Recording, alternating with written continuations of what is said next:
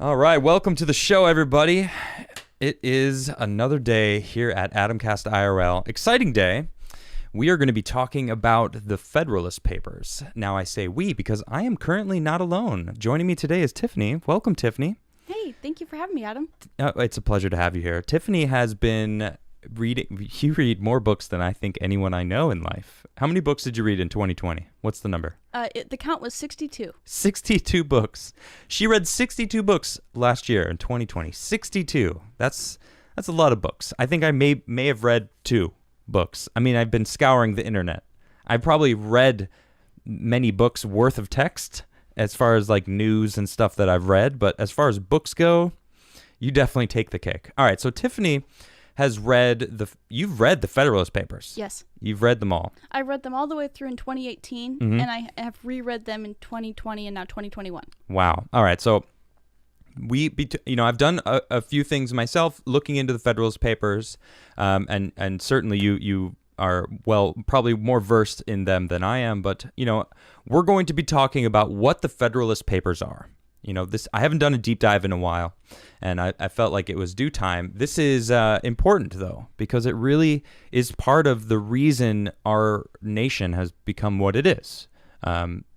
Became a nation. Yes. Without the Federalist Papers, probably some states may not have ratified the Constitution, which is very interesting. So before we get into that, I just want to say thanks to everyone who sent in a self-addressed stamped envelope. I have since put stickers in all of those envelopes. I've signed all the stickers, and I'm getting ready to send those all off. I have the skateboard that I'm going to give away packaged, ready to go, and I'm going to be sending that out. Before we get into the Federalist Papers, I just want to say, please go to my website, adamcrigler.net, and you can check out all of my videos, my podcast, my coffee shop. You can also donate to me directly, and here's my physical mail. Now, the contest is over for the skateboard, but look, if you want a sticker, I will give you a sticker. I don't think I'm ever going to stop this, all right? I seriously, I didn't even make a dent in my sticker collection. Okay, so if you want a sticker, a skate sticker signed by me, all you have to do is send me a self-addressed stamped envelope, and I'll send you a sticker. No worries. So there's my P.O. Box, P.O. Box 68, Brunswick, Maryland, 21716. And I'll send it your way. Of course, I have my PayPal and my Bitcoin wallet. You can donate to me directly. I also have my Locals channel, adamcastirl.locals.com. I don't know how much longer I'm going to be on Twitter. Twitter seems to be getting rid of everyone on their platform that doesn't agree with the main narrative. I can't believe I'm still on Twitter, to be honest. I don't know how much longer that's going to last, but if that does happen, I will be on Locals a lot more. And, of course, we all know what happened to Parler. Parler got nuked by Amazon. I don't know if they're going to be back. They claim that the CEO of Parler did say that they're going to be back, but who knows? And then, of course, it wouldn't be the same if I didn't plug my delicious coffee company. You can actually see a bag. I have, wait, can you see the bag? There's a bag of Crigler coffee behind me. Delicious coffee. You can check it out. You can actually subscribe for 5% off any of the coffee that you'd like. Everybody seems to really enjoy the coffee. I love this coffee. I'm very happy about it. So, with that all said, smash that like button. Please hit subscribe down below. Go ahead, say it. Smash that like button. You heard the woman. Smash that like button. I'm gonna have you put on the Hulk gloves later. Calm yourself with the swear words. Yes. Granted, technically, some might say it's not, but this is a PG show, okay? We tend to not drop those bombs around here. Sorry, YouTube. She didn't mean it. She didn't know, but through Tim, what I know, you get 1 or 2 or something before they Copy go. that. They're like, all right, now it's verbal abuse. But anyway, I know I have some younger kids that do watch the show, so... All right, without further ado, let us get into the Federalist Papers, okay? Now, I have a little bit of an article here that just kind of introduces them perfectly. I'm going to read it, and then we're going to discuss it, and I want to hear what your take of what it is as a little more specific details. All right, so this is from History.com. In October 1787, the first in a series of 85 essays arguing for the ratification of the proposed U.S. Constitution appeared in the Independent Journal under the pseudonym Publius. addressed to the people of the state of New York. And the essays, now known as the Federalist Papers, were actually written by the statesmen Alexander Hamilton, James Madison, John Jay, leading supporters of the Constitution and the strong nation government it created. They would have been published serially from 1787 to 88 in several New York newspapers. The first 77 essays, including Madison's famous Federalist 10, appeared in the book form in 1788, entitled The Federalist. It has been hailed as one of the most important political documents in U.S. history. Would you say that's accurate? Yes. Yeah. It was a preliminary to the Bill of Rights also, so yeah. Really? Yes. Interesting. All right, so how would you describe what the Federalist Papers was, and what was the real reason? Obviously, it was to have the states ratify. The states weren't all on board. What's the deal? Yes. A good way to describe it would be a kind of rhetoric, because it was not only addressing Congress itself, but it was also disseminated throughout the American people to let everybody know it's like, hey, we have these specific problems between the states and between creating smaller confederacies in our country. So what we need to do is unite under one banner and one central government, because the central government can give this and this benefit to this and this state. And yeah, it was basically like an essay or a community letter. Okay. So I think a lot of people might actually be a surprise to know that we weren't united as someone might think in 1776 when the Constitution was written. It's like, America was born then, but it wasn't fully formed. I guess is the best way to put it. So I guess the Federalist Papers, to make sense of it, would be to convince everybody that that's the best course of action, right? Yes, and one thing that the Founding Fathers, but also the people of America at that time, were very concerned about was that they just got out of under the thumb of Great Britain, a centralized, tyrannical government, clumsy, in debt, much like now. Yeah. So the way they formulated the Articles of Confederation was that it was very, very centered on the states, each individual state. So it was one nation, and everyone spoke a similar language and had the same religion, blah, blah, pretty uniform.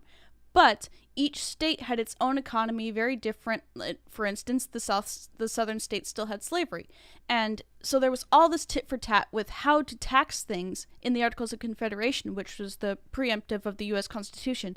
And the southern states negotiated, it's like, no, we don't want taxes this way because it screws us because of our population size. And so tit for tat with that. But it was, as you said, focused very much on states' rights. Now, the essays go in depth, the Federalist Papers, of yes, you will still have states' rights. Yes, states will have representatives and everyone will have equal representation, and you will all have a lot of autonomy. We just need this certain thing. We need Congress to be a centralized power and have the ability to actually collect taxes from all of you, and we can't let you split up into your own separate little bands and create your treaties between like all the the southern economies were all similar, so obviously, as what happened with the Civil War, they would band together, but then that would make them vulnerable to attacks from, like the Dutch, for instance, who were big players at the time because of their shipping power. Yeah, the Navy. Yeah, Right. Yep, and also they controlled all the trade. They were basically the middlemen of that time. And so they had to deal with, we don't want your goods to get undercut because you are a separate confederacy and you enter into different treaties. So that's why, even though you don't want necessarily all the same tax laws, we need one national government to negotiate treaties and the tariffs, etc., so forth. And also to bring us all under the same currency, correct? We did have it, apparently. The currency. Oh, really? Yes. It's a very specific thing, and I'll try to explain it carefully. Basically, the currency was the same. I think it was like gold sovereign still, or they might have been trending into the dollar at that time. But I believe that because, simply speaking, more trade went through New York specifically than North Carolina, that North Carolina's like bills weren't as lucrative as like a place like New York. Okay. And so that's why a lot of these essays are addressed to the people of New York. Because another thing I just read that the capital of the United States at that time was New York City. Ah. they did back and forth with it being Philadelphia, but then they were considering New York City, and there was a lot of commerce in New York City at the time. So it's like it was basically addressing a central hub of commerce and also political power to share the wealth. Okay. This sums it up right here. This is further down in the same article. It says there's a debate over the Constitution. As the first written constitution of the newly independent United States, the Articles of the Confederation, as you mentioned, nominally granted Congress the power to conduct foreign policy, maintain armed forces, and coin money. But in practice, this centralized government body had little authority over the individual states, including no power to levy taxes, regulate commerce, or which hampered the new nation's ability to pay its outstanding debts from the Revolutionary War. And you actually mentioned that because they had no way to actually tax everybody and pay for the army that they were trying to build to then protect, the whole country from the Dutch Navy or, pirates. I'm sure was a lot more prevalent back then. Yes. Although I do have a side story of meeting pirates myself. Land pirates, they're called, in Belgium. I'm not joking. This is a real story. I saw land pirates breaking into an RV, and I was traveling in an RV, and I saw them. And I guess that's a normal thing. All right, I'm getting sidetracked, but it's a cool story. That is a cool story. Needed to bring that up because I actually did deal with pirates in the past. All right, so the Federalist Papers is to really try to, how do I put it, clean things up, if you will, right? Is to really try to sum everything up and make this country function fluidly instead of being a hodgepodge of different people trying to do their different things, right? It kind of sums it up better. And to not let other nations at the time who were bullying us, because it's weird to think of America as so weak, but we definitely started out as weak. So it's definitely a steelman argument for a national government then. I've been reflecting on how we bicker about how big our national government is now. But at the time, these essays steelman why we needed a strong central authority. And also about the shipping and the pirates. Yes, absolutely. Between Dutch, British, anyone trading with us, and basically they could, if they were to trade with individual states, they would be able to undercut, we're going to go to Rhode Island because their shipping is way cheaper than New York. And New York could say, well, we have this specific goods, but that only goes so far. Eventually, you're going to undercut the country, but it would undercut the country. So that wouldn't work. And pirates, they needed national defense. And it was also pertinent that Hamilton, people probably know a lot about Hamilton because of the musical that's really popular right now. I still haven't seen it. I've watched 2/3 of it. I just can't get into it. I No. don't like it. Why? I think Is it because it's not accurate or what? It's accurate. The whole changing the race of the characters thing doesn't really matter. It is accurate to his story. Okay. I just don't like rap. Oh, is it rap? Yeah, it's like a rap musical. It's rap, really? I thought it would have been. Yeah, it's, I don't know. I think musical, and I've only been to a few. You think Lion King, Aladdin, Lion King, and Joseph and the Technicolor Dreamcoat. Those are the three that I've been to. I need to see Lion King. Good choices. But right. I just can't get into it. Okay. But it's accurate. Yes. Cool. Because Hamilton's history was he wanted political power. He was really in the game of that time. But also he got his start working for shipping companies when he was 13. He started working, so he really knew the ins and outs of what it takes for a shipyard and ships and inventory and all that stuff to work. Yep. So he wasn't just blowing smoke when he knew it's no, we need this structure of taxation, we need this structure of commerce protection and regulation, because otherwise, I've seen it before, Dutch and British are gonna work together to undercut us, and then we're never going to get started as a nation. Yeah.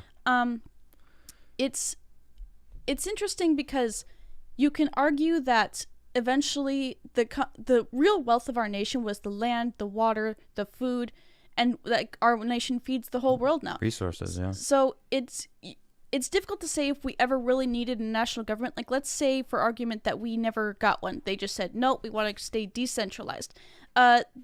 The wealth of our country might have been strong enough that we might have eventually be able to become a superpower anyway, but we'll never know because we do have a national government. That's true. Yeah, we do. So let's talk about the individual papers. Yes. Right, because they were split up, 85, right? Is 85 yes. different papers? Okay, so well, I actually have something here. The first one, what was the first one? The first paper, Hamilton lays the groundwork for the rest of the papers by addressing personal bias and how it relates to motive and reason in politics. That's really important because that's never going to go away. And that's really interesting because right off the bat, they're saying that, there's bias and political motivations and motives behind everyone and what they're doing. And I like that because, he actually is very old English. There's a quote from Hamilton here. I'm going to try to read it and we'll break it down. It cannot be doubted that much of the opposition which has made its appearance or may hereafter make its appearance will spring from sources blameless at least, if not respectable, the honest errors of minds led astray by preconceived jealousies and fears. Hamilton.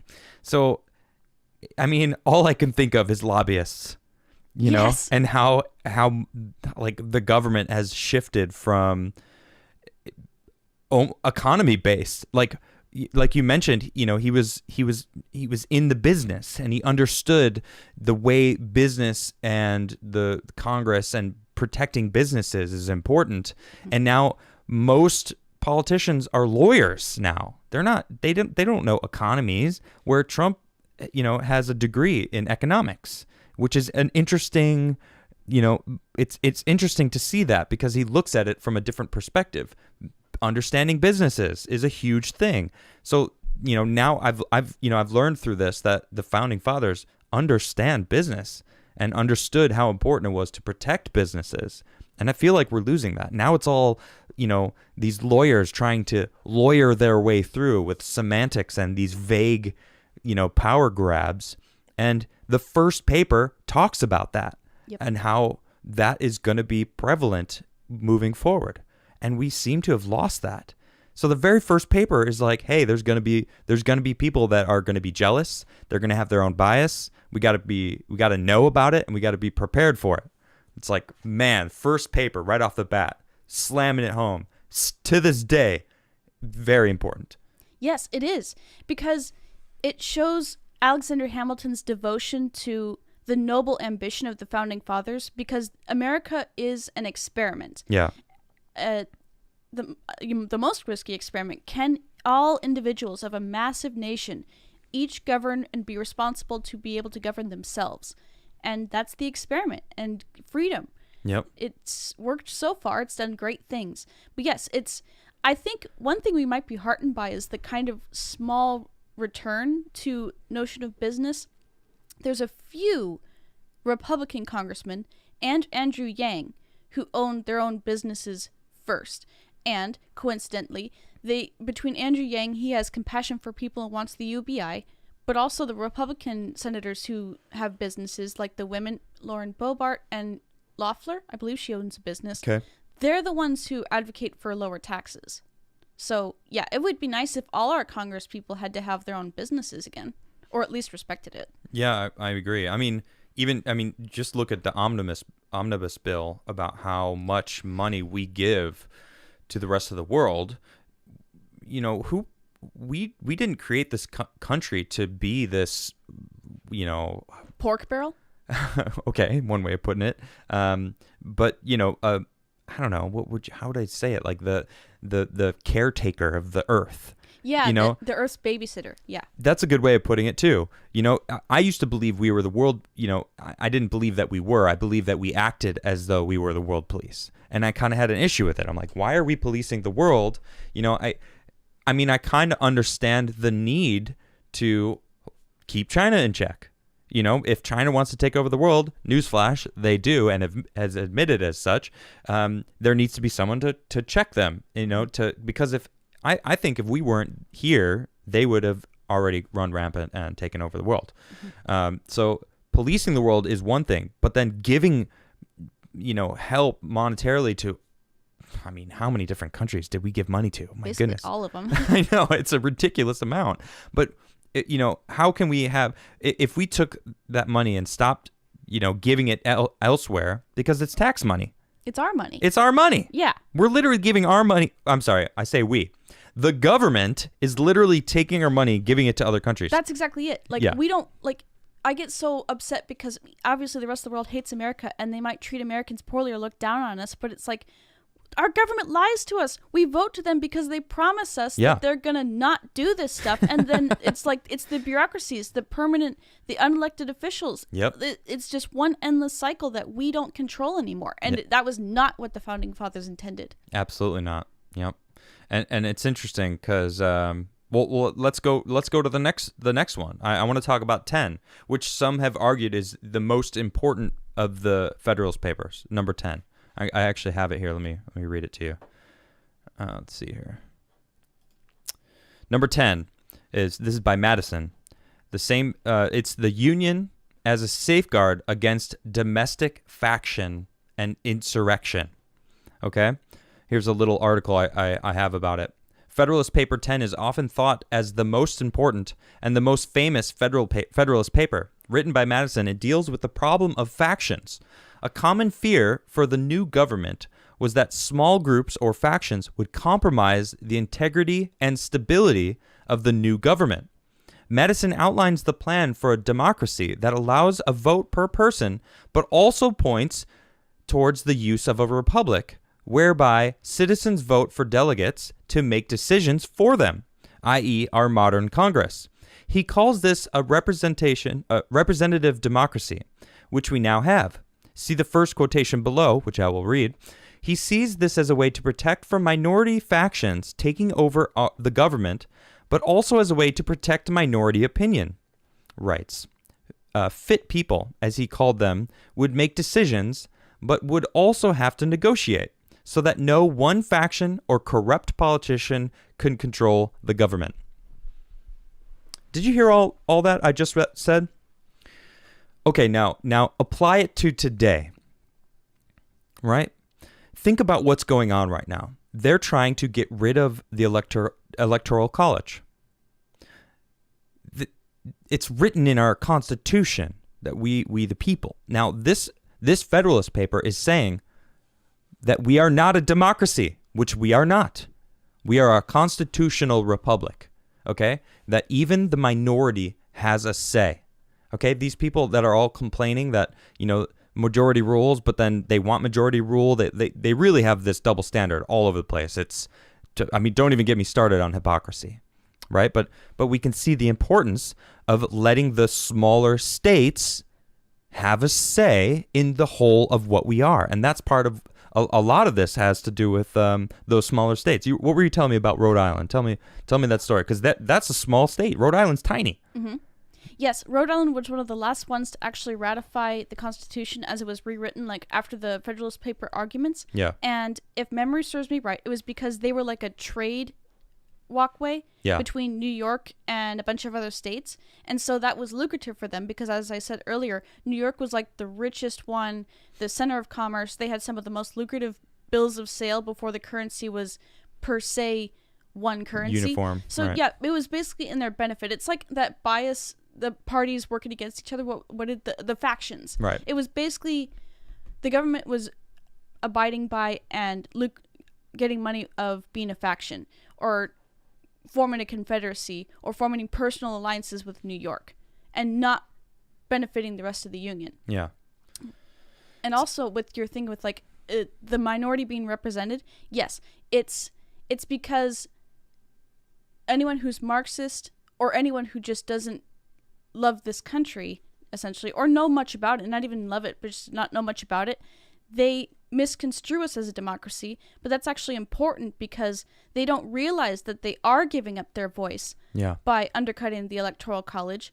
And that's one discrepancy, or one problem I've had with this recent election. It's like everyone's celebrating, oh, who cares? Count all the votes, even if they're fake. The liberals don't understand that they're watering down their own vote by promoting this cheating. Oh, they have no idea. Yeah.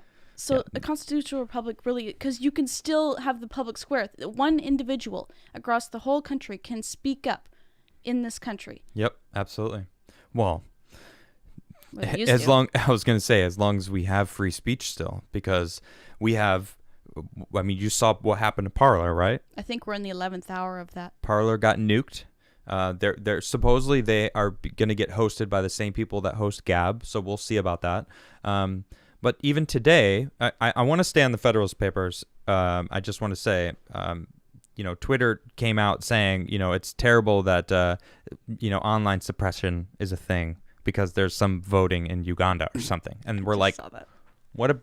What about the United States of America, huh? I was incredulous at their flagrant hypocrisy. Gosh, it's ridiculous. All right, but I want to bring up paper 39, actually, because I feel like it works. I mean, we need to talk about it because this is something that I found really interesting. So number 39, all right, this paper establishes that the Constitution is a pact amongst separate sovereign nations and not the consolidation of such into a single nation. We're called the United States of America, okay? We're not just simply America. We're the United States of America. Basically saying a governor is the president of their state, of their individual sovereign state, which is what we are. We're United States of America, okay? The president and Congress and, the judicial, the Supreme Court, like there are checks and balances that has become very powerful over the years, and it was explain what Abraham Lincoln did, because he expanded this, correct? Because it wasn't as big as before him. He's the one who actually did this, but he needed to, which is weird because it's like it was worth it because we ended slavery, which is absolutely worth it. We got rid of that, and we fought the Civil War and won and ended slavery, and it's incredible, but at the cost of now making the government super powerful, right? Go ahead. You were explaining it before the show. Yes. I'll try to break it down into two parts. Okay. What I know that Abraham Lincoln did was twofold. He squashed dissidents. Right. And so he basically expanded the federal government's powers about people who criticize it. And I think he also expanded the federal government's ability to collect taxes because they were obviously getting really broke because wars are really expensive. Hold on, that first one. I want to let's go back to that one because that's pretty crazy. Mm-hmm. Or you think about that. He gave the government the ability to squash dissidents. Yes. Right? So if you speak up against the government, he can get rid of you. Yeah. That's messed up. Yes. I don't think that when I think Abraham Lincoln, like I'm not thinking that he's squashing people that doesn't like what he has to say. Yeah. That's pretty dark. Yeah, it is. Right. One thing I think he did was like one of his critics, I think he said, why don't you just go to the South then, basically. And I think he also like just suppressed certain newspapers from being distributed. Wow. Ones that were critical of the war. Interesting. No bueno. All right, what was the second one?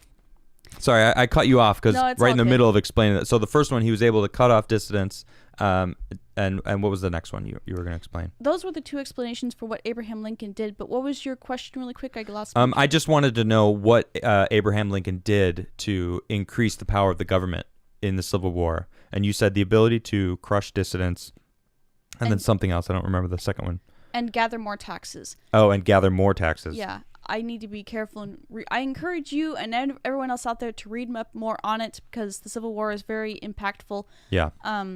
Well, look, we weren't prepared to discuss the Civil War. Yeah. And what Abraham Lincoln. I kind of put you on the spot there. Sorry about that. That's all good. That but wasn't about the plan. The Federalist Papers, what's tragic about the Civil War even happening is because in the negotiations for how to tax people, while forming the new Constitution, we almost got rid of slavery because it was supposed to be based off like a land tax at first, but then they said, no, don't do that. And then they said population.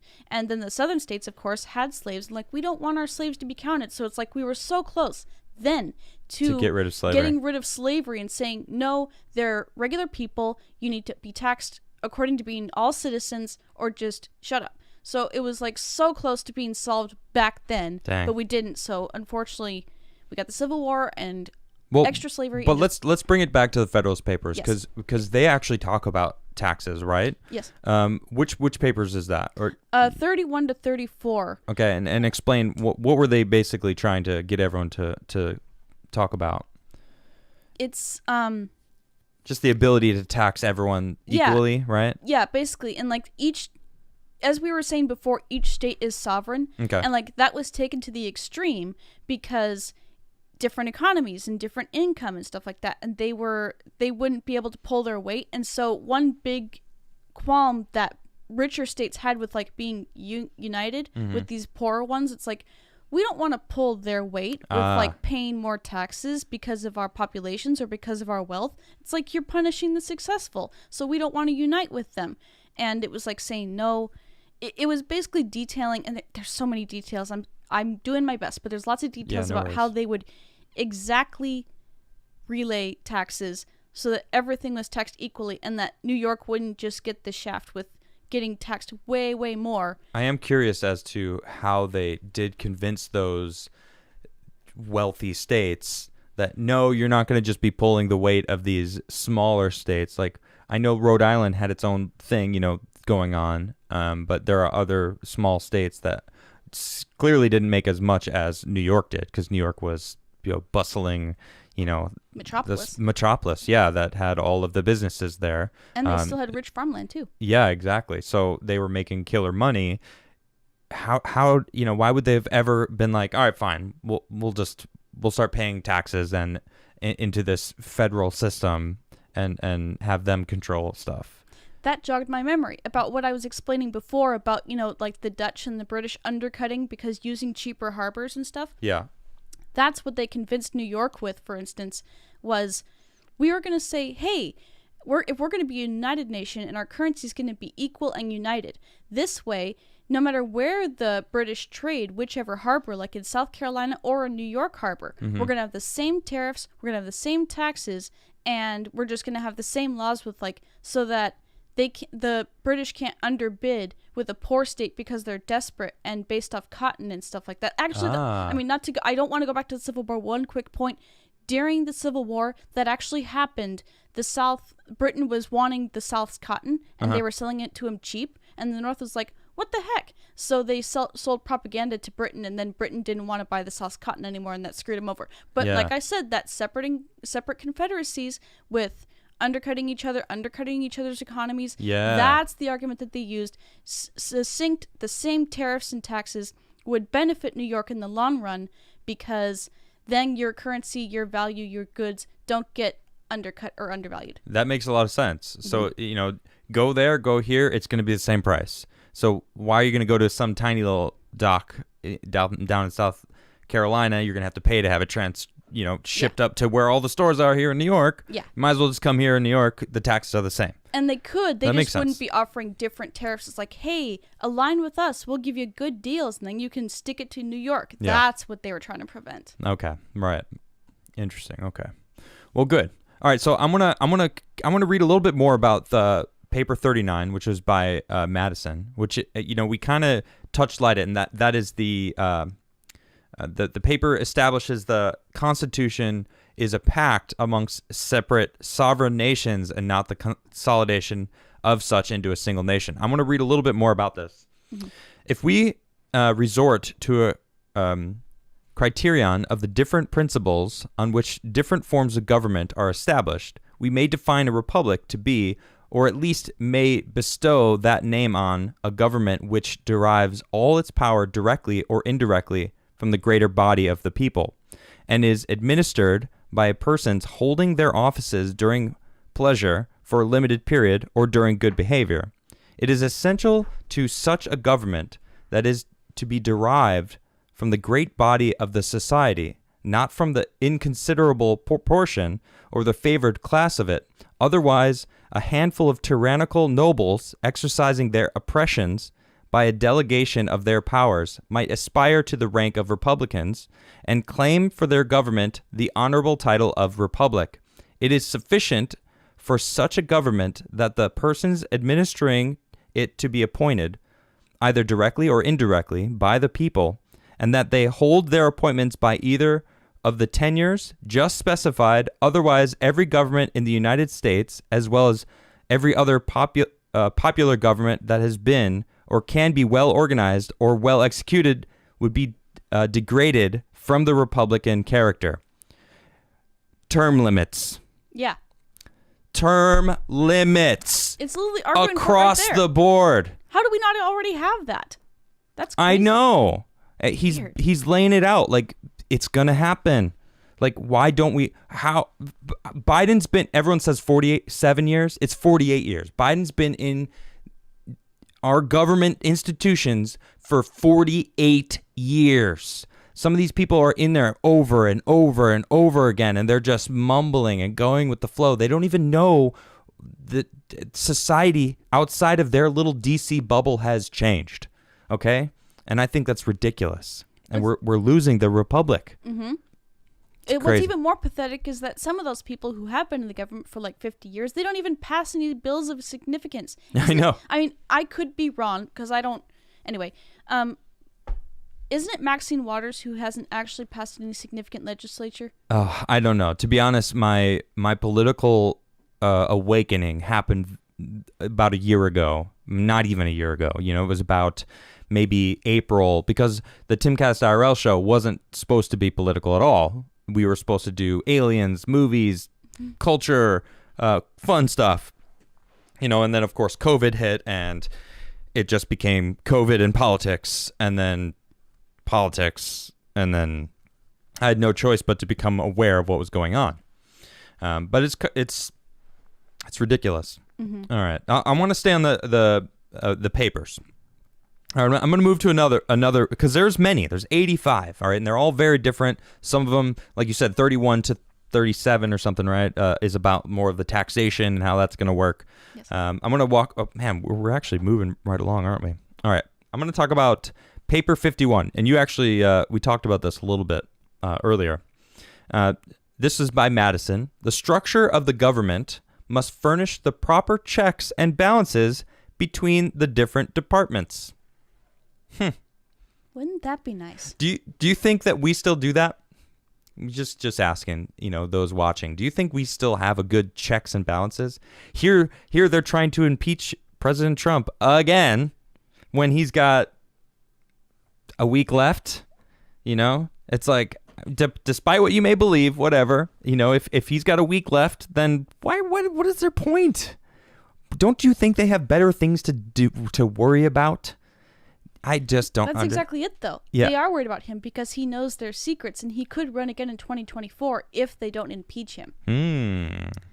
But people are dissenting, and the impeachment might not get passed. I hope it does not get passed. Yeah, I'm seeing pictures of people, or not pictures, rather tweets and conversations about how this one Republican has said yes to impeachment. It's like, okay, and anyway, it's not gonna go that way.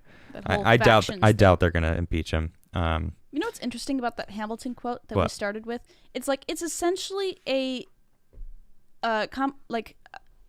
bringing together of the entirety of the book, Thinking Fast and Slow, talking about all the biases, and just that book is a really detailed book, but it's like a succinct version of that book. It was very interesting. For those who don't know, the first quote that I read was about Hamilton's. It was the first paper. The very first Federalist paper is about the biases and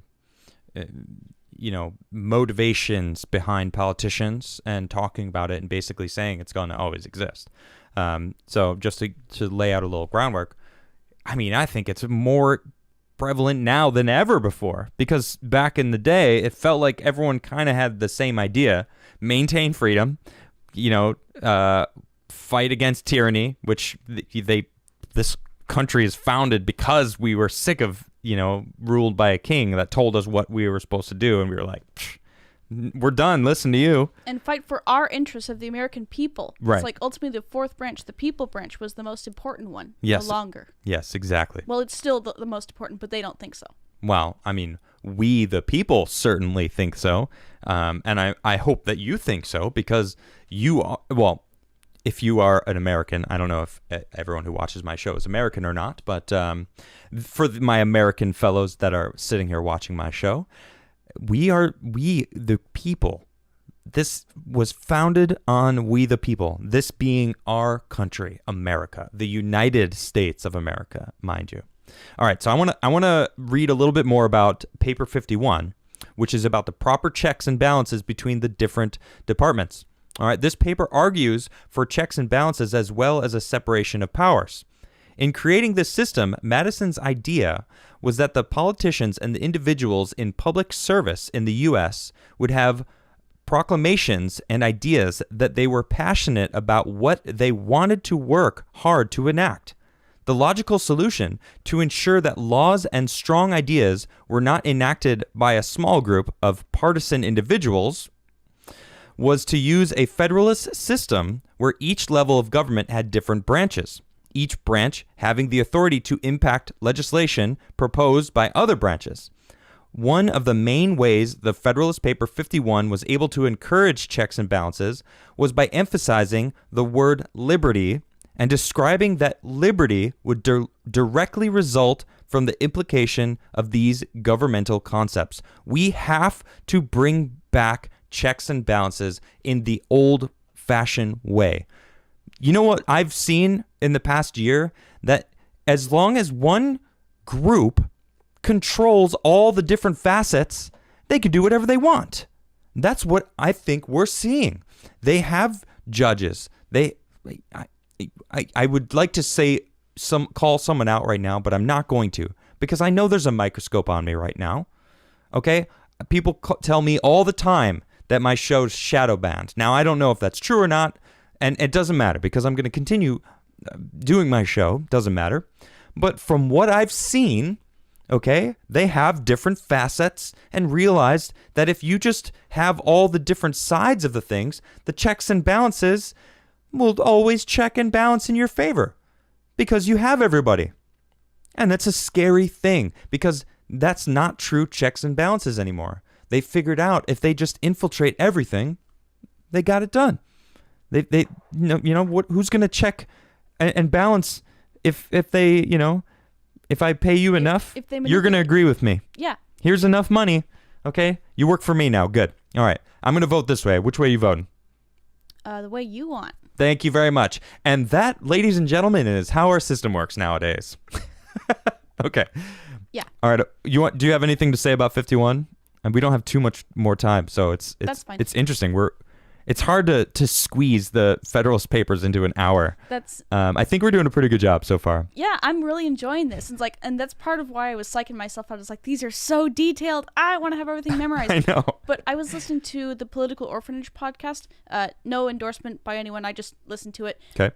But it was talking about how the judicial branch and how judges are supposed to be impartisan and things like yes. that. And so what's happening and what happened during FDR's time too is that the judicial branch, the interpretation of the law itself is becoming vulnerable to both factions, like polarizing everything. Yeah. It's supposed to be the center point, the stable point. Yeah. But it's still getting compromised and pulled, like with everyone referring to the judges, with how awful they treat Amy Coney Barrett and Brett Kavanaugh, right. and how they revere Ruth Bader Ginsburg, rest in peace, and Sotomayor and all that. That's not supposed to happen. Right. They're not supposed to be a Democrat or Republican judge. They're supposed to be a judge. Or a conservative judge. Yes. It's like, and that's something that Amy always said. She's like, I just follow the Constitution. Yep. I'm a constitutionalist. Yes. Stop asking me what my personal bias of things is. They were trying to trap her constantly. Yes. And it was so, now I wasn't political during the Kavanaugh hearings. That wasn't, I didn't pay attention back then.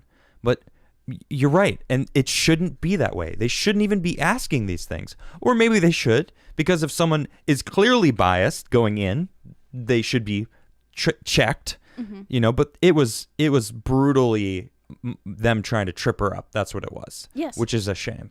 But you make a good point. That is what we need. We need the judges to be impartial. They need to interpret the law. That's it. You can argue that the way to fix the problem, everyone's been, and I think about this too, how do we fix the problem? What do we do to stand up? What do we do? Yeah.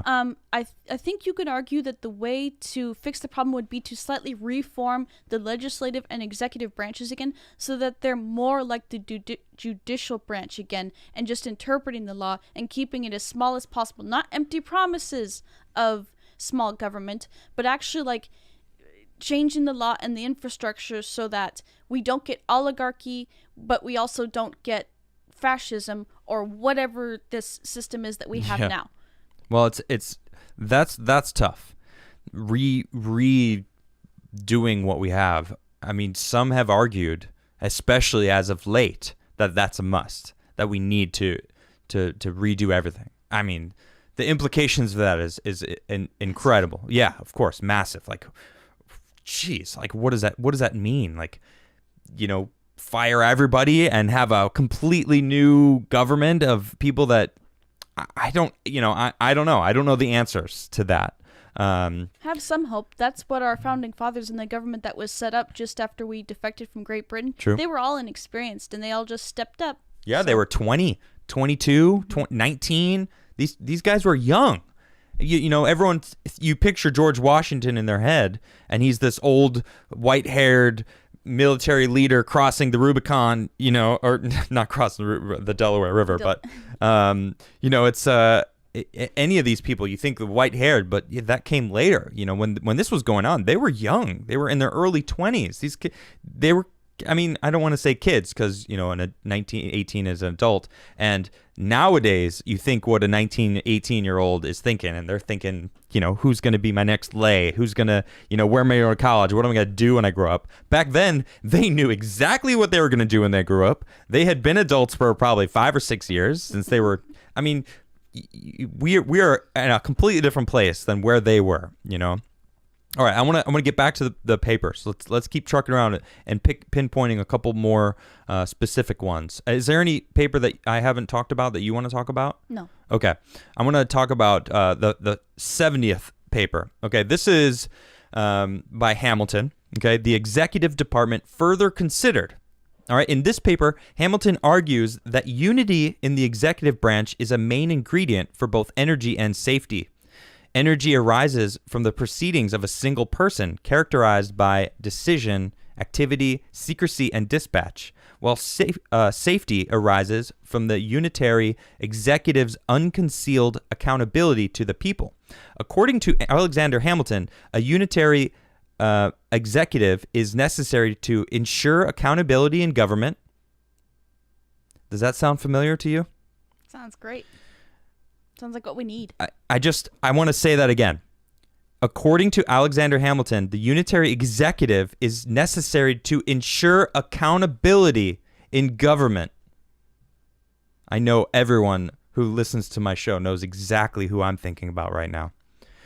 Number 2, enable the president to defend against legislative encroachments on his power. Man.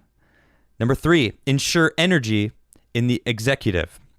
Hamilton argues that a unitary executive structure will best permit purpose, direction, and flexibility in the executive branch, especially necessary during times of emergency and warfare.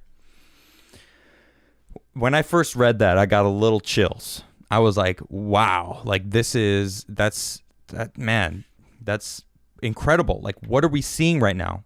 Trump has been talking about making America great again, right? And what does that mean? And I'm thinking about the encroachment of power that these, I don't want to say Democrat, Republican, whatever, government officials, I'll just say, government officials. Anyone has the ability to be greedy and to have power corrupt, right? And I don't think anyone is safe from that. And that's why earlier on, they talked about corruption and how it infiltrates. That's why term limits, I think, is important. But it's interesting that that's to ensure the accountability in government. It's like, man, that's what I'm seeing. All right, let's move on. For the checks and balances, it would be a nice start if the officials themselves in our country would actually advocate themselves for term limits and limitations on their power, because power corrupts absolutely. Absolutely. And those who are most suited for power do not seek it. Yep. That is that right there nails it. And that's a shame. Government seems boring and blah, a bunch of people discussing laws and blah, so boring. But in reality, it's like those people are dictating our future freedoms, which are, it defined what our freedoms are. We're born with those freedoms. The government doesn't tell us what our freedoms are. We're born with them. And it's they are now slowly reducing those freedoms in the name of safety and our for our betterment. It's disgusting, but it seems like they're not even moving slowly anymore on the encroachment of our freedoms. Ain't that the truth? It's accelerating. Yep, and that's the truth. All right, let's move on. This is Federalist Paper 78. This is by Hamilton. All right, this is about the Judiciary Department. This paper is cited by the Supreme Court the most fairly obvious reasons, or for fairly obvious reasons. It establishes the authority of the judicial branch to judge, not to act. We kind of talked about this already. Hamilton argues that life tenure is the most valuable advance in the theory of representative government. Permanency in office frees judges from political pressures and prevents invasions on judicial power by the president and Congress. The concept of judicial review is also established in this paper.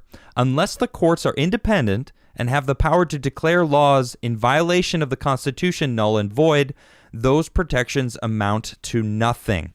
And when you now that's in a perfect system where the judges are impartial and aren't Democrat or Republican, and now we have the left has been like stack the courts. It's like, God, you are literally saying throw out the Constitution. That's what I'm hearing. Yes. Every time whenever someone says that to me, stack the court, just throw out the Constitution. Get rid of it. We don't need it anymore. What?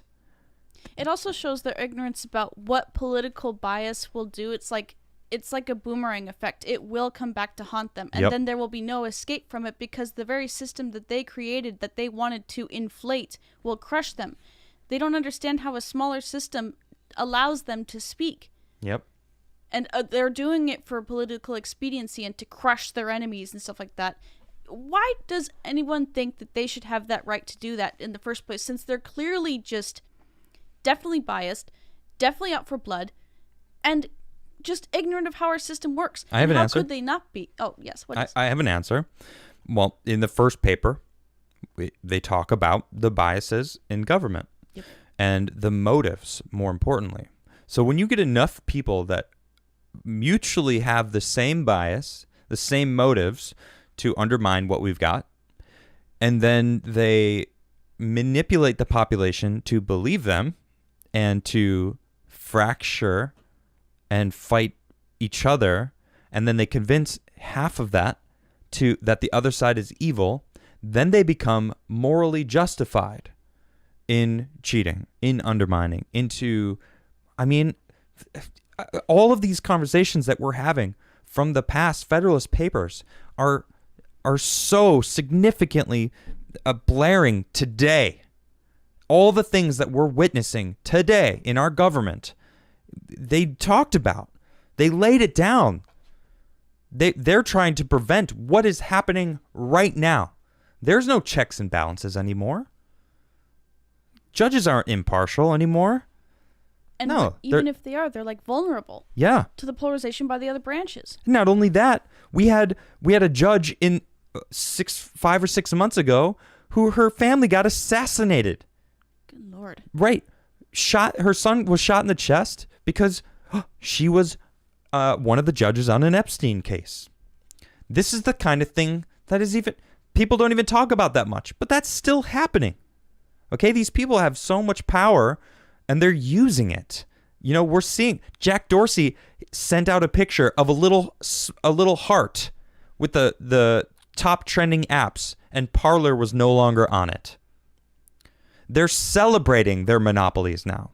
Like you said earlier, they're not even going slow anymore. They don't care. It's blatant. Let's just take everyone's freedom away. If you don't believe the narrative, you're gone from the platform.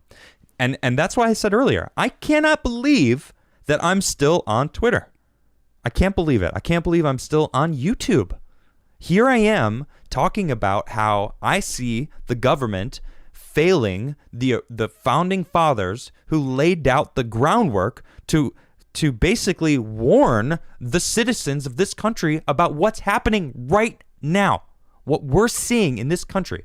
And that scares me because no one's taught this in school. I was talking to my grandma yesterday, and she was telling me about how civics, learning about the Bill of Rights, learning about the Constitution. Did you have to learn it in high school? Yes. You did? It was simply called government, though. You had a class called government? It was really boring, too. Well, of course it is. The other thing is, I didn't learn in that class that the people were a branch of the government. That's huge. I didn't actually know that until today myself. That's interesting. The people are a branch of government. I love that. It's like the roots of the tree. And it's so true. Yeah. I love that. The roots of the tree. We hold up the government. Yes. Without us, what would they be? They wouldn't have any taxes to pay themselves. Right? You know what I'm saying? No, printer go brr. Yeah, exactly. Man, and what happened to civics class? What happened to learning, not even learning it. See, that's one part of it. All right? It's also the understanding of how important it is for us, that what it means to us. Okay, sure. Learning the information is like, yeah, okay, great, boring. But then once you really grasp how important understanding the system that has been in place to give us or to maintain our freedom. I want to say it because I don't want to say give us our freedom, because we have these freedoms, all right? And that the Constitution is to help us maintain the freedoms that we've got. These Federalist Papers are explaining to the different states, look, we're stronger together, united, exactly. The United States of America. Okay? And I thought this was important because I see way too many people saying we should be the divided states of America. Now, I used to say it as a joke last year when I was arguing with Tim, telling him, no, you're wrong, no civil war, I don't believe you. We are not the divided states of America. We are the United States of America. We need to remember that we are united, okay? We have to bring the power back to the people. And that's what Trump was trying to do. And that's part of the reason why I kind of gravitated towards that, because I do feel we, the people, have the power, okay? E plural unum. Thank you. Yep. Also, it's like we need to be united as the whole people, but also stand up for the individual. I keep thinking about that one guy who was really upset in the airport because they put him on the no-fly list. And It's like all this talk about private businesses, but it's like, what about our rights? What's more valuable? And it's becoming apparent what it is, but I don't think we want to continue down that route. No. I don't know if it was United. An air company, whatever, kicked an entire flight out off the plane for singing the national anthem. They all had their masks on, but they were singing the national anthem, so that they literally kicked off the entire plane. Get out, you're done. That's insane. That's insanity. It's insane. We are no longer allowed to celebrate this country, which is just appalling. The people that wrote the Federalist Papers, if they were alive today, they would be appalled. They would feel disrespected because people are not realizing what we've got. There are more free people on this planet right now than ever in all of humanity. And fed people. I want those airlines that kicked off those passengers and who are oppressing the individuals to stop taking all tax subsidies now, because you certainly did not earn them. You are breaking the law by oppressing people like this. You heard her. I agree with you. Why are they being bailed out? They're going along. I know why. I mean, I just answered my own question. They're going along with the authoritative nature of the people that are biased and are taking over the government. Mm-hmm. That's what's happening. I'm probably going to be booted for what? Well, I know I'm not the most intimidating individual, so me talking crap like that probably makes them laugh. But you know what? Not everyone's like me. There's some really rough and tumble people in this country, and people are going to get angry. People are getting angry, and people are going to rise up. People are pissed. So you either deal with me and do things the logical way, or you'll learn things the hard way. I'm not threatening violence. You're asking them to be logical? They threw logic. They threw logic out the window a long time ago. Don't you agree? Yes. Yeah. The silent majority speaks with their dollar. So it's True. in your own logical interest to stop oppressing people, and it's also in our interest to, like, we do need civics, Adam. We I need agree. to format the taxes and the subsidies again and take back control so that they can't be manipulated like this anymore. But it's difficult. I don't know how, but I'm going to learn. Good. I believe that you will. And I know you. You're very smart. Oh, and thanks. So are you. Thank you very much. Maybe you and I combined will probably do big things. So I'm gonna get into some super chats. We don't have that much time. I hope you enjoyed this. It wasn't as we only have so much time. Although I gotta say, the new internet is run to the house. It's just not. They didn't give the right modem or something. They didn't install it correctly. So we're this close. Oh, we're so close. Oh, can I pin? Yeah. Go ahead. Everyone, if you want to watch Costigan Block on Amazon, I wanted to pin that movie, so please check it out. Sure. Okay, what is that? That is Kent's movie. Oh yeah. Wait. What is it? Costigan Block. Costigan Block. Yeah, it's live action, but it also has animated sequences, and Kent did everything: the Cool. animation, the writing, And Kent is my boyfriend. nice. I know Kent. He's very talented. So go check it out. Costigan Block. Mm-hmm. Very cool. And you can actually follow her at Serene_Tiffany. Actually, can you not see? Tiffany. Oops, sorry. Like serendipity. There we go. You couldn't see the underscore. Saren_Tiffany19 on Instagram and Parler. Yes. When Parler gets back up on you're also on Twitter. I am on Twitter. It's capital LMT, capital MLD. Licensed massage therapist, manual lymphatic drainage is what that stands for. Interesting. Yeah, and you are a licensed massage therapist, aren't you? I am insured. I'm currently not licensed in this state. Yeah, because Maryland might be better than New Jersey, right? Yeah, New Jersey was being the butt, so yeah. Right. Okay. All right, let's get into some super. I'm sure some people have some questions about the Federalist Papers. Maybe we weren't able to get to, and there's 85 of them. And we covered some of the more prominent and pertinent.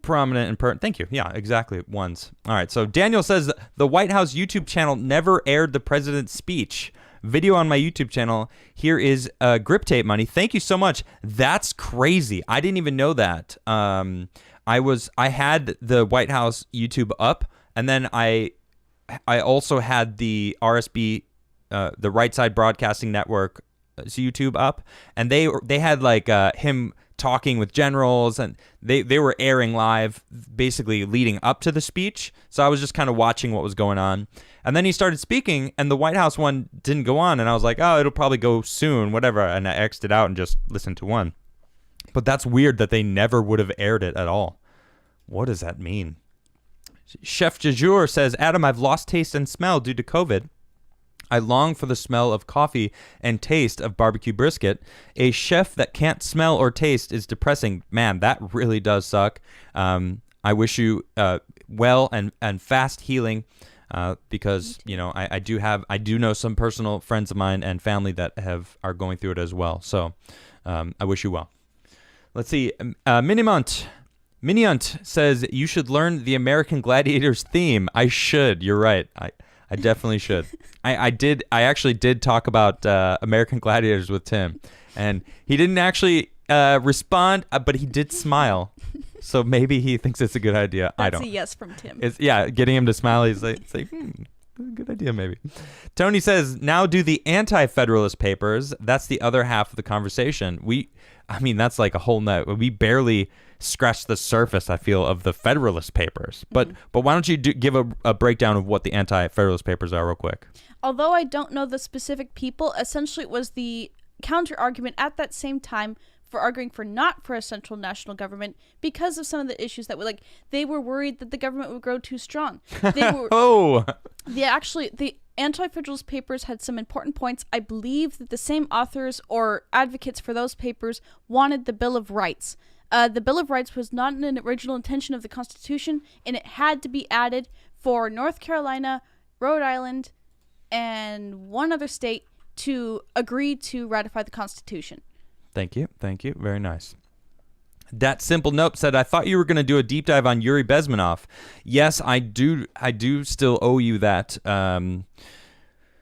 This election has taken over my life, and I have Tiffany, who was gracious to join me and talk about the Federalist Papers. Her and I have been talking about doing this for a long while, so I'm glad we were able to finally Me too. get it done. Yeah. I'm really excited. Yeah, I'm glad you were able to join me. But don't worry, Dat Simple Nope, it's on my radar. Mark G says, I wasn't always a great podcaster. Before I had an army of simps, I wasn't fully up. After waking up, I knew I had to share my experience with everyone in drink form. The best part of walking away is Crigler in your cup. Nice voiceover acting. Every time I see Mark G, I'm like, I gotta pull the announcer voice out. Yeah. He never disappoints. Thank you, Mark G. Matt L, thank you for that super chat. John L, Federalist 10 and 84 are the most important documents outside of the Declaration in the American political lexicon. If you haven't read them, you don't fully understand America. You know, I didn't hit up 84. Do you want to check on what 84 is while I read the next super chat? So, because we'll just bring it up, you know? Or do you have it right there? Yeah. What is it? What's 84? You can go. Oh, okay. I'll read the next super chat. Matt L. Commie paper centralized power of the government. Yeah, keep printing. Wally McGuire. No question. Just wanted to support you. Keep going, Adam. Thank you so much, Wally. Appreciate that. Did you find it? I did. It's talking about the Bill of Rights. Ah, okay. And this one was one of the 7 that was added later. Like there was the 78. the 78 that were published in a book at first, but then 7 more were added later. And yeah, that makes sense. This one, 84, is talking about the Bill of Rights. We should all read it and know where it came from. Yeah, definitely important. Look, to really do a deep dive fully into the Federalist Papers, we could have gone. I mean, we went over what, 7, if 5? I don't even. I think it's over 5 actually. There's 85 of them, and they're all so good. To knowing what we're going through and what we have. Really, that's the important thing, is knowing what we have. It's really shining a light on what we have in this country. And that I think is the biggest problem right now, is all these people complaining about America have zero idea of what we have in America. They just keep complaining about things they have no idea. They don't understand. We should all protest and get civics back. It's actually more I agree. important than we realize. Yeah. I absolutely agree. We need to bring civics back. We need and to in have, junior high, I think. Yeah, and to have it be instilled how important it is to understand it and what it means. Not just here's knowledge, understand it, take a test on it. Okay, you're good. Go on. Yeah, we've got to. All right, let's see here. Blatant Arrogance says, Adam, you're a pretty cool guy. Have some money. Thank you. I agree. Thank you. Thank you both. I appreciate that. Roger G says, Twitter/Facebook being smacked down by Uganda is amazing. Okay. Did I mention this part of it? Yeah, I did. I said this earlier. It is, oh my gosh. And the ratio party that is going on, it might be the top tweet of this year. It certainly is so far. My goodness. It is hilarious. Anthony says, please check out the Anti-Federalist Papers too. Yeah, we talked about it just earlier. Mark G says, Hamilton drools. Patrick Henry rules. The Anti-Federalists were right about the central government becoming overpowered and abusive. It's true. There's no denying that. They were absolutely right on par. Moonman says, since we no longer have control of our process in government and a fraudulent president, we can now protest and say no taxation without representation. Tell your legislators that also. Yeah, it's a good point, right? I mean, should we dress up in buffalo costumes? Maybe. But that's the problem. If every single person I ask, even people that voted for Biden, even people that I know that are happy that Biden's in, I ask, well, do you think fraud happened? Yeah. What? Every single person I've asked, do you think fraud happened? Yeah, I do. Well, this is what I said earlier about being morally justified to even cheat. They truly believe it. They're fighting an evil. They're anti-fascists. So even though Trump is literally saying, let's make America as strong as we can make it and stop giving government control, they've convinced half the population that that's a bad thing and the government should have more control. It's so twisted. Goodness sakes. Neem Guy, thank you for that super chat. Nuke the Ice Caps says, we all have our own biases. Have you ever tried to communicate with people between your own bias? It's like speaking a foreign language, or at very least, a different dialect. It's true. I even admit it myself. Some people were like, whoa, Adam, on your show, you're a little biased when you report on things. And I'm like, yeah. Does it say Timcast down there? No, it says Adamcast down there. All right? This is my show. This is my bias that I'm giving you. Granted, I give you the research that I give, that I find, and then talk about my bias. Everyone is biased. Even that fence sitter back over there. He's biased. It's true. You're biased. Yep. You're biased. Everyone's biased. It's just a simple truth, and that is the first Federalist paper talking about how everyone's going to be biased. Everyone's going to have a motive. Let's see here. Gabe says, hey, Adam, I think you were right yesterday. I'm in a deep blue state, so politics is out of the question, but I'll stay for now. Thank you for caring. Gabe, at no point is it out of the question, okay? Every single voice matters. We, the people, matter. Your voice makes a difference, okay? Yes. That attitude right there is what they want you to believe, that you have no choice. You're in a deep blue state, so it's out of the question to make an even slight dent. Well, I think you're wrong there, Gabe, and I think you should rethink your situation, okay? Get in there. At least go to this courthouse or the state house, whatever it is, city council meetings, and just participate. Let that be the beginning, and just start there. It must be really scary, and I sympathize with you being worried, but maybe what you could do first is consolidate some true friends that know your situation and your true beliefs, and consolidate some business contacts, and so that you have some support system first before speaking out. But the rights of the individual should be most sovereign in this nation, and your voice does matter, Gabe. Yes, it does. Gerg C says, now that we are energy independent, we no longer need to bother with being the world police for profit. Thank you, President Trump. Got a point? Yep. Josh Eldridge says, the House just introduced an article to abolish Electoral College today, wasting no time. We are so screwed unless we are lefties. Yeah, I saw that they did that. And it's fitting that today I was going to be doing my deep dive on the Federalist Papers. They are trying to get rid of the republic that we have. They want to be a democracy, which is funny because they are convincing the minorities that they need to fight the republic, which takes the voice away from the minorities. It's crazy. It's crazy how brainwashed they are. My goodness. John L. says, Adam, you need to understand the history of the Democrat Party to understand what they want. They've always pushed for democratization and populism. They are a party of demagogues, always have been. Yeah, I have no argument. Mark G says, I do wish the founders kept the central government weak. It makes sense for the central to represent the nation international, but should not control the laws of states except for the Bill of Rights. Oh, man, see, I got to give it up to my viewers.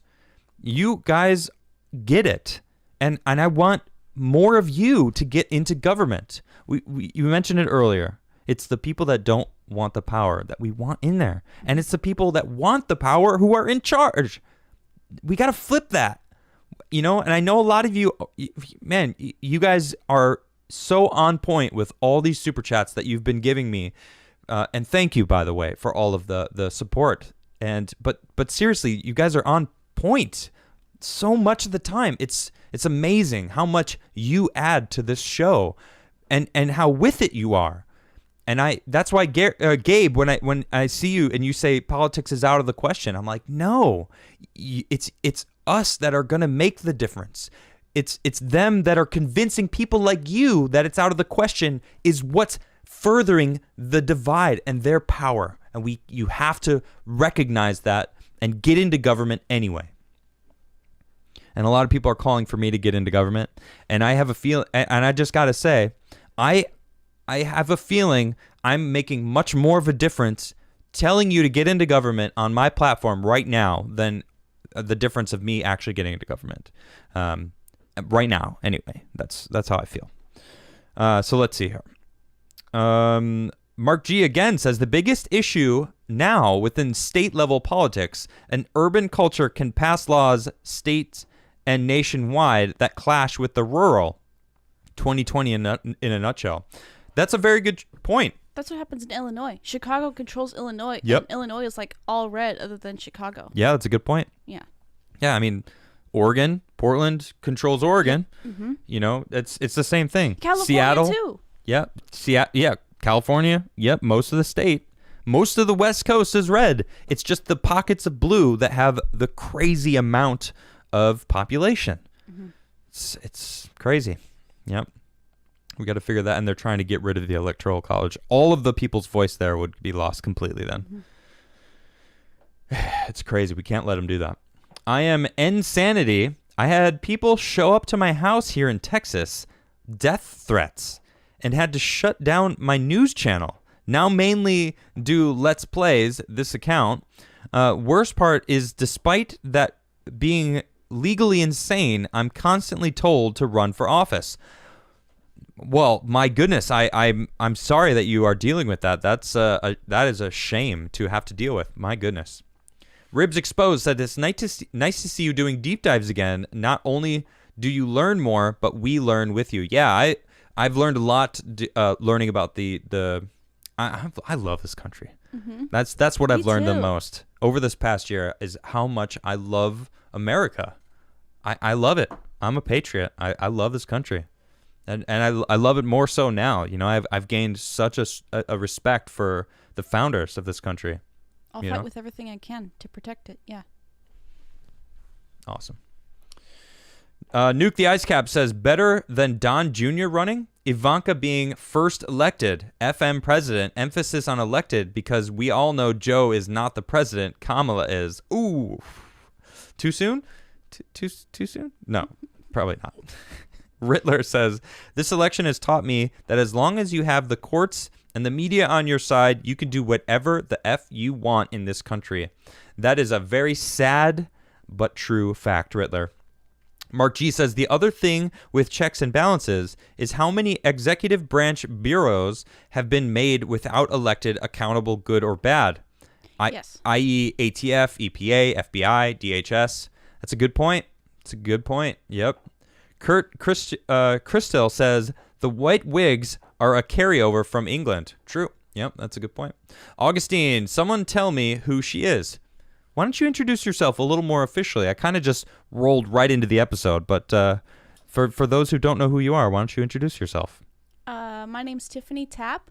I am Tim Pool's assistant, and I am a voiceover actress, and I am Adam's friend. Yep. And I'm very grateful to have been on the show today. I hope you guys enjoyed it. And you can actually follow her. Oh, there we go. Right here on Instagram and Parler when it comes back up. And why don't you drop your Twitter handle one more time? At LMTMLD. So capital L, capital M, LMTMLD. There you go. And I also want to just add that you're a crazy bookworm. How many books would you say you've read in your lifetime? Do you have a number? I keep rough track of it. Yeah. I'm at 379. Wow. And nonfiction. Fiction, nonfiction? There's a mixture. There's a few Okay. poetry books in there, but mostly nonfiction. It's because there's too many nonfiction books. There's so much True. to learn. Yeah. But it's like, that's what I do during COVID. It's like, I'm kind of a homebody person, but Yeah. I needed something to do. So just not too much video games. So I needed books. But you do play. I do. I know I you like do. Dragon Age right now. I'm trying to convince her to play Red Dead Redemption too. I did play it. No, you didn't. It kicked my butt. Most games too, until you get the flow of it. Come on, you know it. Anyway, Kaiser TV says, term limits not the answer. Need to ratify the original First Amendment, capping reps to 60K per one rep. We need like 5,000 more congressmen. Reach out to Dick Masterson. Interesting. I've heard that proposed before. So capping their payment per year, which is a ridiculous amount. It's like $160,000 a year or something, which is crazy money. And they get good health insurance too. Yeah, not to add into the everything that's paid for them, travel, secretaries, everything that comes in with it. I mean, it's pretty insane. But 5,000 more congressmen, like, geez, I don't know. I'm not sure. That's interesting though. Dick Masterson. I wonder who that is. I'm curious. I'm gonna look that up after the fact. Okay. All right. Nuke the Ice Cap says the formation of political parties fundamentally defeats democracy. It's not a sporting event. It's our future. Good point. Mm-hmm. Oh my gosh. I just had a super chat jump. Give me a second. My goodness. You guys are fantastic. Thank you. Here we go. Cranked Bacon Jumps says someone once said that the Constitution is outdated. That was weird. Or I thought that was weird, considering how incredibly ahead of its time the Constitution was. Mm-hmm. Even today, it's pretty forward-thinking compared to other modern-day constitutions. I agree with you completely. The only thing outdated in the Constitution is the wording. It's old English. It's hard to read because it's written in a different time. But the foundation of what it is certainly not. It's everlasting. Yes. It's the protecting the inalienable rights of being a human being. Its foundation is why we were able to end slavery and give women the right to vote in this country, because it's basic principle. All right, I need you to do something. Oh yeah. Okay, here. Yes. You gotta put those on. Everyone that comes on my show must smash the like button. And if you haven't smashed that like button, you better be smashing that like button. I got this look at this thing.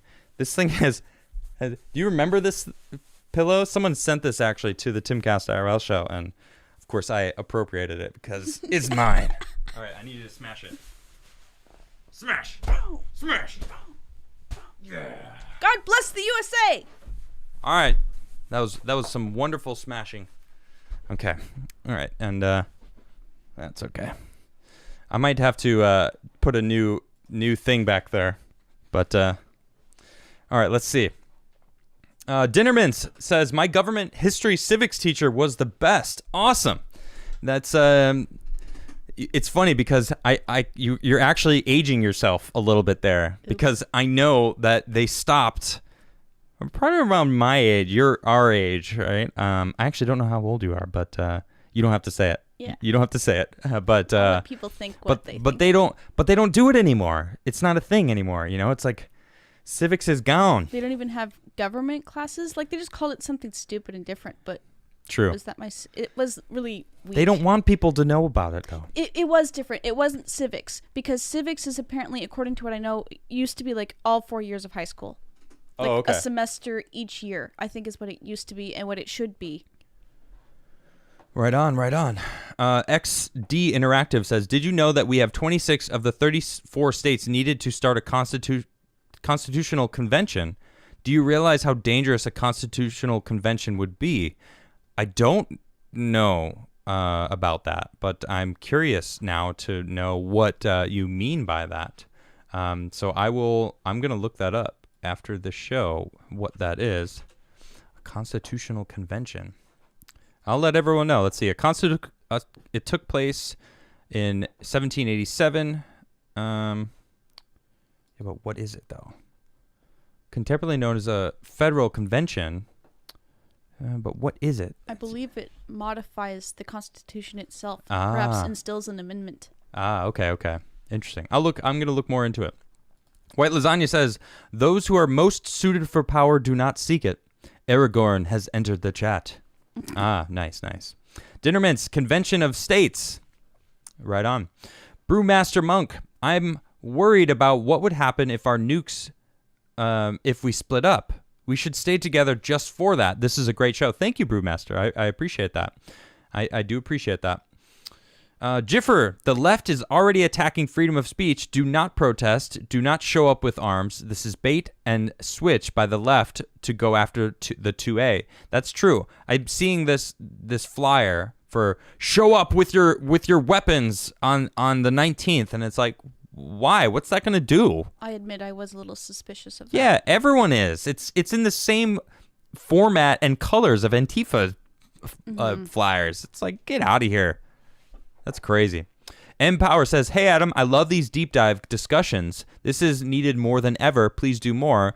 Like about the Tacoma Chinese expulsion in 1885. Yes, I do miss my deep dives. I really do enjoy them. Thank you for joining me today. I am going to try to do more. Yep. Julianne, Tiffany reminds me of an actress, Tina Margarino. Margarino? Do you know who that is? I do not, but I should look her up, and Yeah. I'm really flattered. I wanted to be an actress. Maybe you will one day. I would love to. XD Interactive says, you realize that this audience is not going to watch anything on the anti-free speech Amazon, right? Fair enough. Yeah, fair enough. That's your right. Heather Reed, please go to the Convention of States website, sign the petition, and share it widely. It's the only remaining civil way will change anything. I'm going to look into it. Doc says, Adam, check out South Dakota. No taxes. We are booming here. Government is kicking it. Governor Noem, she seems awesome. She seems awesome. Yep. Queen Zelda says, take zinc. It'll restore your sense of taste and smell. Good to know for all those who are out there. Someone super chatted earlier that they have chef du jour, I believe. They lost their sense of taste and smell. Take some zinc. It'll help your body. Jake Dog, you going to get the Braille team to skate your park? I would love to reach out to Braille. First try would be great. First try? King Lenny, other than losing your smell from COVID, you could get blood clots around your teeth. Happened to one of my mom's friends. Interesting. That's frightening. Liberty Prime says, bro, I literally bought the Federalist Papers and Anti-Federalist Papers books like 2 days ago, and now you're doing a stream. Crazy coincidence. Awesome. I need AJ. Anti-Federalist Papers. You got to get that? Mm-hmm. Yeah, you do. And you got to add it to your book lists. Mm-hmm.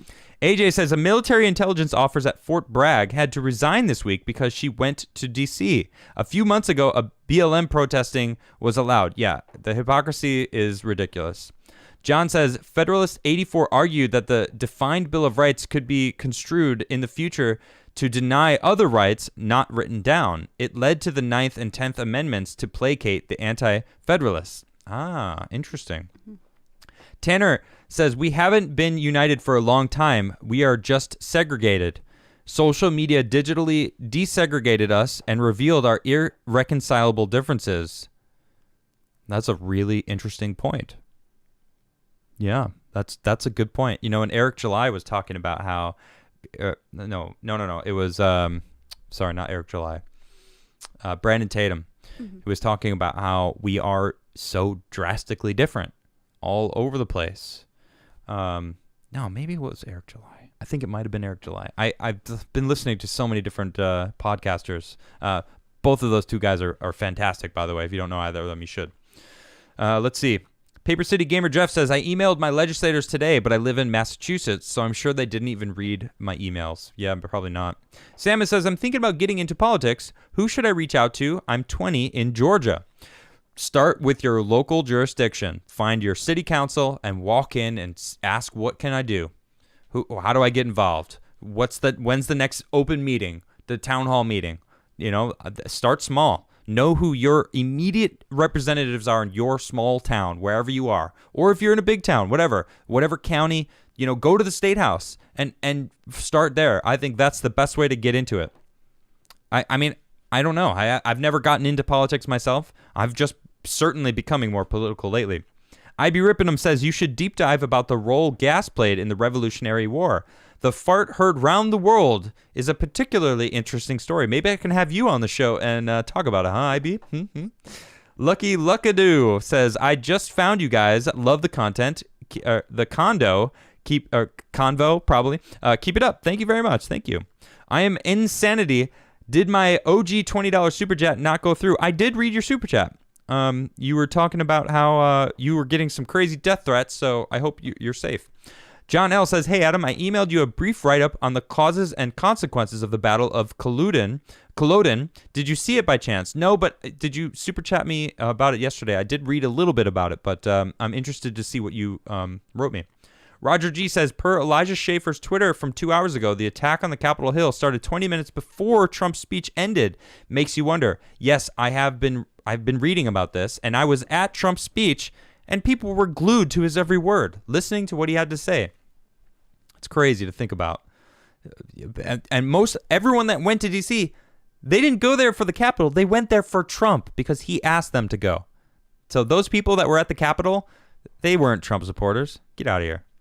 Robert says, best prez of my lifetime. Brought the guts to smaller local voices who are now big. Kim Klacik, Anna Paulina, Luna, etc. Leaders by example. Yep. And it's a shame Kim didn't get in. I love her. I would have voted for her. Yeah, we both got to meet her. She's very nice. Joseph says, with all this censorship, I'm wondering when we'll come full circle and remember no taxation without representation. I don't know what the future holds, but what about IRS Form 4686? I believe you can delay your taxes until October, but maybe make the federal government make what it feels like to wait for money, just like they've done to us. Yeah, maybe.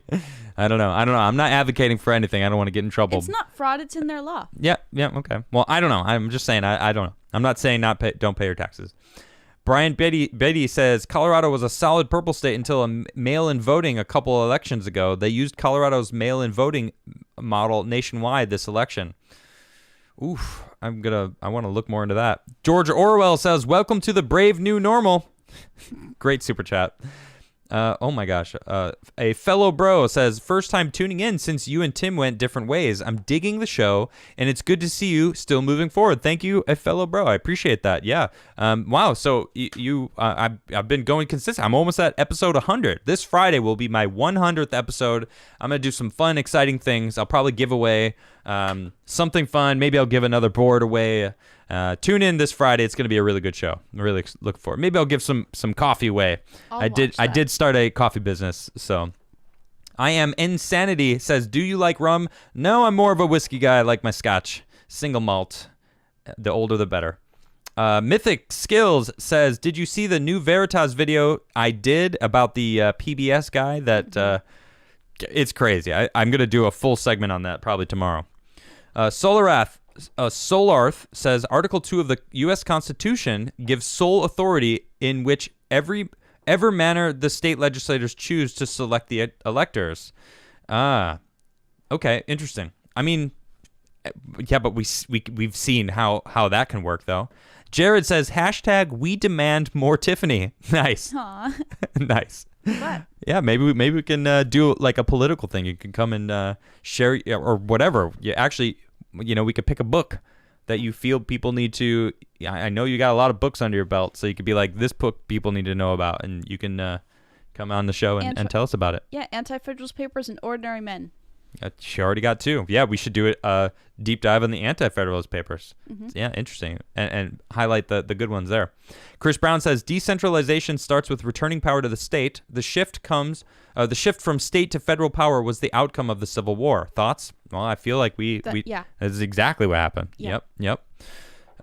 Vance Young says, just want to say you show a lot more gratitude to your audience and a lot more fun than your competitor. Keep up the great work. Thank you so much. And you're right. I have so much gratitude for every single one of you that are watching me and have show up for me every episode. You guys are fantastic. Thank you very much for watching my show. I would not be here without any of you. Brian says, I deactivated my Facebook account in October, but recently got a 30-day ban from Messenger for sending a message that went against community standards. My goodness, that's crazy. All right, well, we are way over time by 4 minutes, but that's okay.